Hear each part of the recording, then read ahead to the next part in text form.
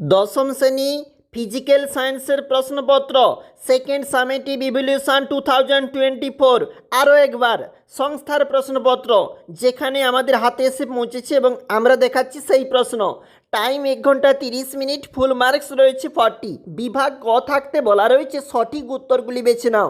দেখো এখন দেখতেছি ভৌত বিজ্ঞান প্রশ্ন, যেখানে প্রথম প্রশ্ন কিন্তু বলা রয়েছে 1:7 এবং এনটিপিতে কোনো গ্যাসের প্রমাণ ঘনত্ব বা বাষ্প ঘনত্ব অনুপাতের মান কীরূপ, এটা দিয়ে কিন্তু শুরু হয়েছে আমাদের এই প্রশ্নপত্রটা, মানে হচ্ছে দশম শ্রেণী ভৌত বিজ্ঞান প্রশ্ন।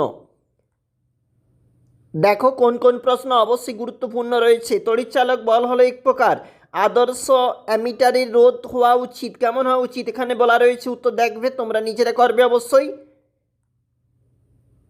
চলে যাচ্ছি আমরা, এখন যাব কিন্তু 2 নম্বর পেজটাতে। এটা হচ্ছে 1 নম্বর পেজ। 2 নম্বর পেজটা যেখানে শুরু হয়েছে গ্যাসের আয়তন প্রসারণ গুণাঙ্কের মান কত, এটা দিয়ে শুরু হয়েছে। একটু নিচে চলে যাব প্রশ্নপত্রটিতে, যেখানে কিন্তু বাম স্তম্ভ ডান স্তম্ভ বলে একটা রয়েছে। তোমরা অবশ্যই দেখবে কোনটার সঙ্গে কোনটা ম্যাচ হবে। আমরা খুব আস্তে আস্তে করেই দেখাচ্ছি, বা তোমরা ভিডিওটাকে স্টপ করে দেখতে পারো। এখন আমরা দেখতেছি দশম শ্রেণী ফিজিক্যাল সায়েন্স। তোমরা ভালোভাবে প্রশ্নপত্র দেখবে, কারণ যে প্রশ্ন অবশ্যই গুরুত্বপূর্ণ থাকছে। আমরা এখন সংগ্রহ করেছি সংস্থার প্রশ্ন এবং সেটা দেখাচ্ছি। 3 নম্বর পেজে যাব। এটা হচ্ছে আমাদের 3 নম্বর পেজ।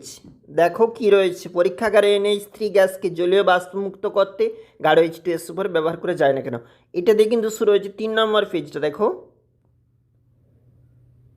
প্রত্যেক প্রশ্ন গুরুত্বপূর্ণ, প্রত্যেক প্রশ্ন আমরা একটা একটা করে তুলতেছি। এখন আমরা দেখছিলাম দশম শ্রেণী ফিজিক্যাল সায়েন্সের প্রশ্নপত্র সেকেন্ড ইউনিট 2024-এর প্রশ্নপত্র।